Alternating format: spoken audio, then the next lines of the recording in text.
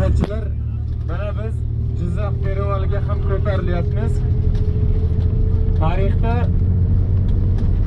Mo'g'uliston harbiy yurushidan qaytishda aynan Mirzo Ulug'bek ham narigi tomonga aynan o'zining zafarli yurishlari bo'yicha ma'lumotlarni yozib qoldirgan. Mana shu Jizzax qoya toshlariga ham.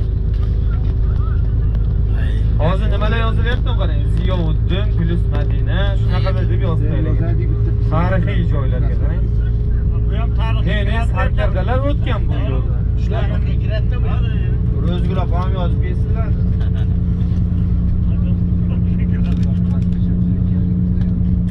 Nega Yapon 100 yil yasharu O'zbek uncha yoshga bormaydi?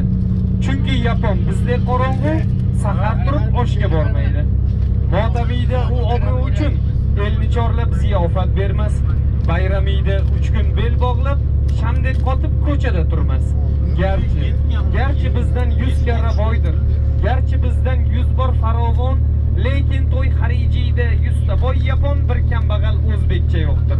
Bu so'zimni Yaponga aytsam dedi yana qisib ko'zini. Yapon bunday yasholmaydi, hech ham o'ldiradi o'zini.